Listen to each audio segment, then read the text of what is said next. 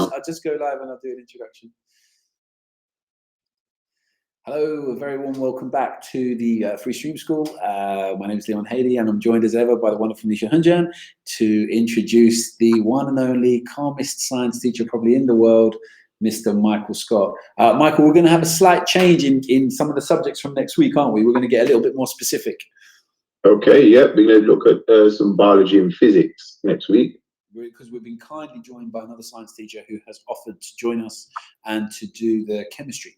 So yeah, it's just really, really great that people are joining in and trying to help. And yeah, the more people that get in touch and want to help, and hopefully, you know, we can map quite a good load of curriculum content on for people who don't have access or don't obviously the rest of us that can't even get into school. But without further ado, Michael, sorry for taking any of your time, buddy. Really, really appreciate it. Do you want your face or the screen, Michael? What's that, sir? Would you like it on your face or on the screen? Yeah, just on the screen, on the whiteboard. It will be perfect. Perfect. It's all gone over and it's all yours. Thanks, Mike. All right, no problem. Okay, guys. So this morning we are looking at some physics, and I suppose one of the introductory lessons to physics is focusing on what we call the states of matter. There are three states of matter. We have solids, liquids, and gases. And we can represent each state of matter using something called the particle diagram. Now, what that means is that each particle is represented as a solid sphere. And we use the particle model to explain the properties of a solid, liquid, and gas. So without any further ado, I'm going to show you the particle diagram that you could be expected to draw in your exam. So I'll start off first of all with a solid.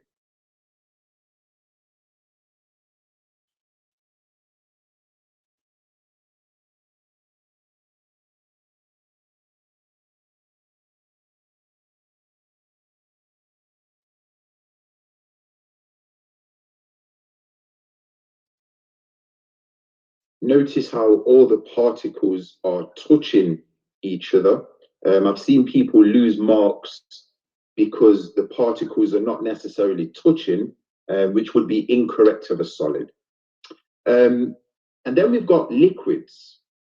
Now, if you take a look at a liquid, you'll notice that the particles are still touching, but they're not necessarily in that nice regular arrangement as before.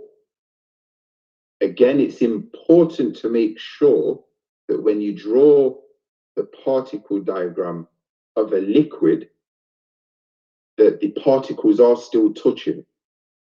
So this is a solid. This would be the particle diagram for a liquid.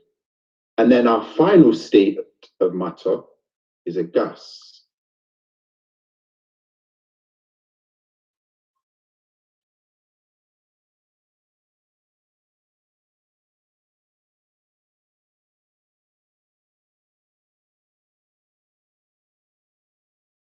Now, you should know how each state of matter can change into one another. And I'm just going to change the color of my pen. For example, when a solid turns into a liquid, we call it melting. And in order to melt a solid, you have to apply some energy because you need to break the bonds between these particles in the solid. And then when we go from a liquid to a gas, again, we have to apply energy because we need to break the forces of attraction between these particles in the liquid. And when a liquid turns into a gas, we call it boiling. And boiling happens throughout the whole liquid, and it only happens at its boiling point, but liquids can also evaporate. And evaporate only takes place at the surface of a liquid, and it doesn't happen at its boiling point. So these two changes of state that we've just spoke about, melting and boiling, you have to apply energy, or you have to heat up the state in order for it to happen. Now, when we look at another state change, we've got gas being turned into a liquid. Now, when a gas turns to a liquid, the state of matter loses energy. And we call this condensation. And typically, you may have seen condensation, like on a cold day and you breathe on some glass, that the water vapor in your breath condenses into a liquid. We can also turn a liquid into a solid. And again, to turn a liquid into a solid, the state has to lose energy. And we call this freezing. Now, there are some properties, some very specific properties that you're expected to know for each state of matter. And these different properties can affect the uses of the different states. So, for example, if we was to look at a solid, let's just focus on the solid for now. You will notice that the particles are all very close to each other. The particles are extremely close, and the particles are arranged in what we call a regular pattern. And we can see that regular pattern because all of the atoms are arranged in these rows, and it's a regular repeating pattern. Also, the particles in a solid will vibrate. They're in fixed positions and they can only vibrate. And that's because the particles in a solid have quite a low energy. Now, if we compare this to liquids, you'll notice that liquids, the particles are still close. Particles are very, very close. But instead of having this regular pattern or this, repeating pattern, they are randomly arranged. The particles have this random arrangement.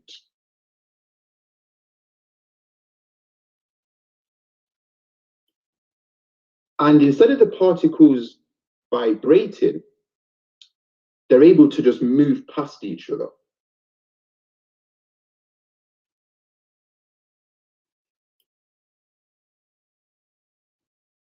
Okay, if we move over to the gas, our final state, when we look at the particles and how they're arranged in a gas, you should be able to tell from this diagram that all of the particles in a gas are spaced quite far apart. That the particles have this spacing between them. And again, the particles are randomly arranged. There is no regular pattern to the particles in a gas. So they have this random arrangement.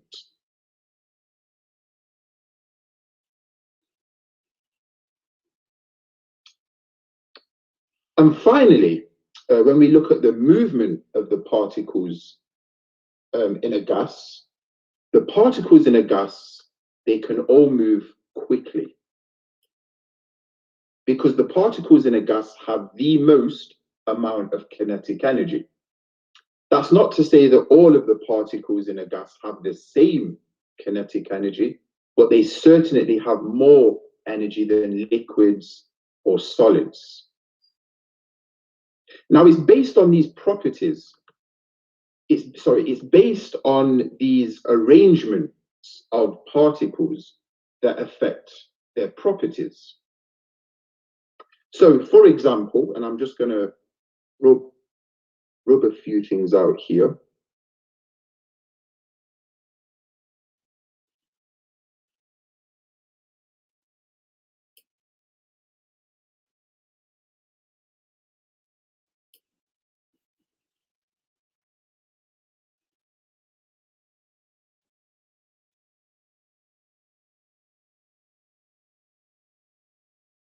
So, for example, if we was to look, solids cannot be poured.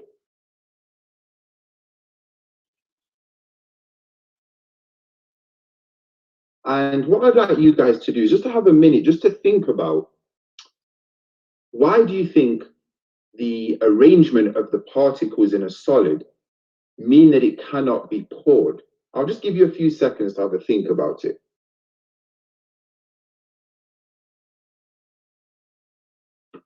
Okay, well, the reason that solids cannot be poured is because their particles are not free to move.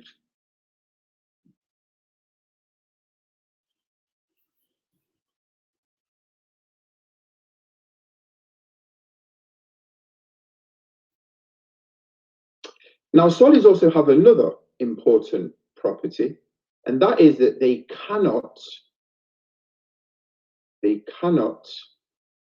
be compressed. And compressed, in simple terms, just means squashed.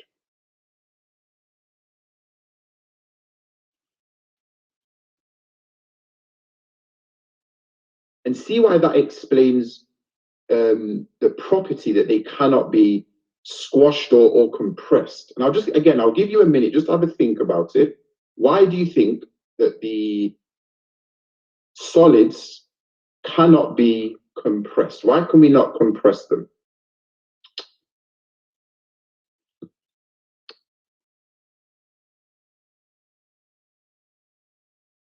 Okay, well, again, the reason that we cannot compress solids, the reason that we can't compress a solid is that the particles are already close together. We cannot kind of squash them, or we cannot compress them any closer together. So we can say here that they are already close. Okay, let's think about liquids. We know, some common examples of liquids are, water being the most common, and liquids can be poured or they can flow. Again, I just want you to have a think about, why can a liquid be poured, or why can a liquid actually flow? Well, the reason for that is that within a liquid, the particles actually move around each other. They're not in these fixed positions like a solid.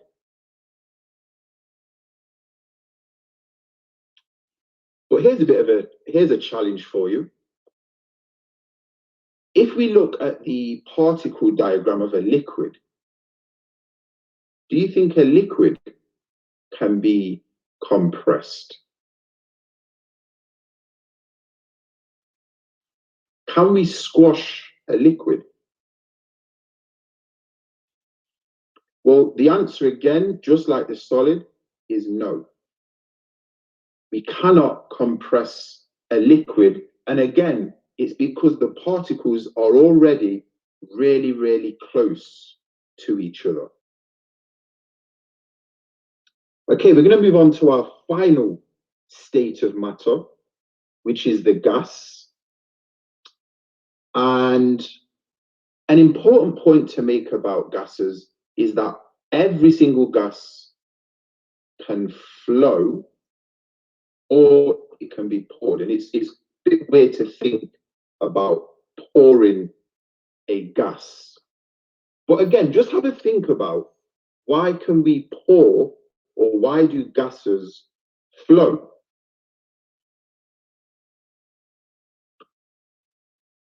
And the reason for this is that, again, just like in a liquid, the particles are free to move.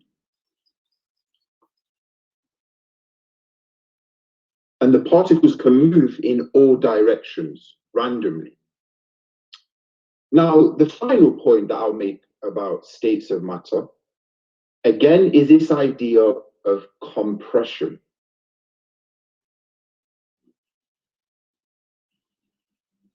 And again, I'll ask you guys the question, if you had a gas, could you compress that gas? Could you squash that gas? Again, I'll give you just a few seconds to think about it, and then we can discuss the answer.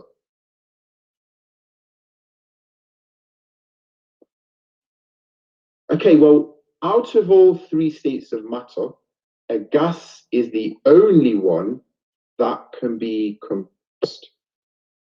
And the reason that a gas can be compressed is because there's quite a lot of space. If you look between all these particles in a gas, you have quite a lot of space that the particles can be compressed into. So there you go, guys. I hope you liked our summary of the states of matter.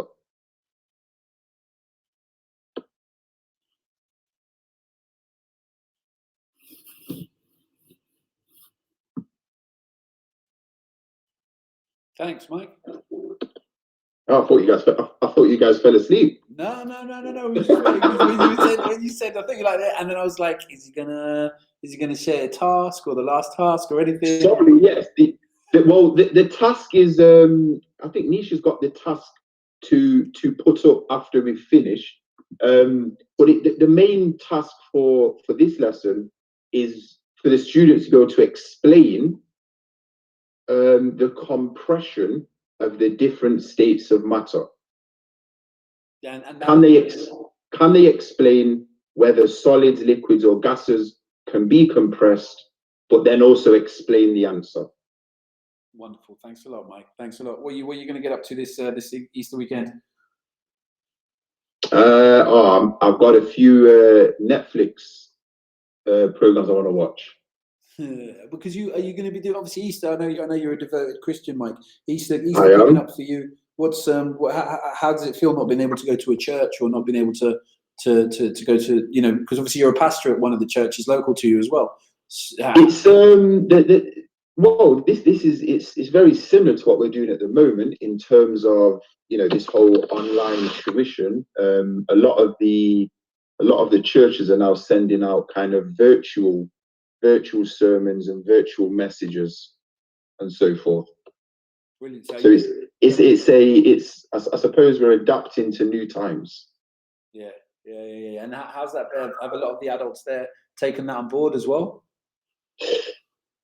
Yeah, well, surprisingly, my mum sends me most of the links, so which I was shocked about. But yeah, you know, I think they're really getting into it. It just shows really how connected, you know, we all can be through the power of the internet. And then everyone can learn it as well. Exactly, and that's it. You know what? You just reminded me of something, Mike. When we first went to China, and we were all in China, and obviously China's not like, say, an Arab country where there's a lot of English as well. It's just Chinese. They don't really care about putting English up for you. So if you want to go rent a bike or this, that, and the other, nothing's bilingual. It's all Chinese. So I remember I stopped, and I had a great translator, which you speak into it, and they could speak into it, and you know, you could get 70-80% of a conversation. And so we stopped this old couple. We were trying to get these push bikes rented on an app, and obviously everything's in Chinese. We can't read it. And so I say to the lady this, that, and that. She takes my phone and she just does the whole thing, right? And then it's done, and we get the bike. And I'm like, great. And I'm like, oh, Sheshe, thank you, blah blah. And then she says into the translator, but this kind of technology isn't really for us. You need young people next time. And then she gave me back the translator, and I was just there, just be like, you just did it. Like, and I was just like, but you just did it. And she walked. You just did it, yeah. And that's what they're saying about the new technology, the new online learning. It's going to be everyone from the ages of 5 to 80. Like, everyone's going to be able to do it. Well, it's for like you said, it's forcing people now to stay in touch with people. You know, you need your Google Hangouts, your Zooms, because they're really helping people stay in touch. So yeah, it's interesting times. And I just think it's fascinating because there's, you know, the BBC are actually going to do a range of like live prayers over Easter, different religion. They're going to have different sections for different religions. It's just really, really interesting to see like how the national broadcasters are also going to jump into this situation and kind of try and replicate what we used to call normal life. Yeah, that's it. Yeah. Well, this may become the norm. Who knows? Who knows, Mike? Who knows? It was supposed to be this weekend. It was all over, wasn't it? What's that? Sorry? Wasn't it? But Niche was. Is my facts completely wrong? There. Is this the third week? Was it? Yeah, this must. I think this is. This is our second. This is our second. Oh, this is our second. Yeah. Oh gosh. Better watch me some of that news, Mike. Better watch me some of that news and find out what's going on. Oh gosh. Let's see what happens. But Mike, thank you so much again. Have a brilliant weekend, and I really Not a appreciate problem, it. guys. Not a problem. Take care, everybody. Look after yourself, Mike. Thank you so much, buddy. Take care. Bye. Anish, that gives us. All right, Anish. So you're telling me if I unpin Michael, it's going to be all of us again? Yeah. Oh, here we are. I'm trying. Yeah, fair enough. I just got you and your screen. All right, has it worked? Yeah, I think so. I'm not there, but who cares? But yeah, it's really interesting because Mike is going to be going into Sabbath because the denomination of Christianity he has a Sabbath, so he's going to be going into a seclusion of sorts, which he doesn't engage with technology and the rest. And yeah, it's just so interesting to see how. You know what I mean? That's kind of what he always does on a Saturday, but now it's kind of everyone's life. Do you know what I mean? Yeah. It's crazy. Right, brilliant. So we've got one more lesson to come today, and that is from the wonderful Sheila Barlow, who'll be doing a maths lesson with us. And yeah, I think I'll go full screen on your screen now that you've taught me how to do that. Cool. Thank you, Nish. That's all right. So here is the optional science task for both students and parents. There is one question. It is, why can solids be compressed? Fantastic. You can answer that question. We will have obviously another session today, and we have lots more next week. If you haven't seen any of them, or if you want to catch up, we have them all on Facebook, YouTube, Twitch, if any of you are on there. I have all the links on Facebook and YouTube as well. And then we have another website here that is quite useful. There is a free code that you can use to access it, and everything is on there as well. And we've broken them down, haven't we, Nish? Yeah, everything's in different subjects, and it's all very clear. Could you just flick onto that for a second for us? Sorry? Could you just flick onto that site for a second for us, yeah, so people know what it looks like? And so essentially, guys, all you're going to do is you're going to go to the join link at the top. Here. It wants to. Yeah. There you go. And then that's where you put your access code in. So yeah, and it's just me 1, 2, 3. Brilliant. And it's GCSE Streaming School, and we will never ever email you. We never email anyone we work with anyway, even when they ask us to email them. So we will never ever. The marketing department's going to shoot me now, Nish, for saying that. But thank you all so much for tuning in. And there's one more lesson today. Really look forward to having you back in a little while. And Nish, I'll speak to you in 10 minutes or so. Yeah, speak to you soon. Bye. Bye.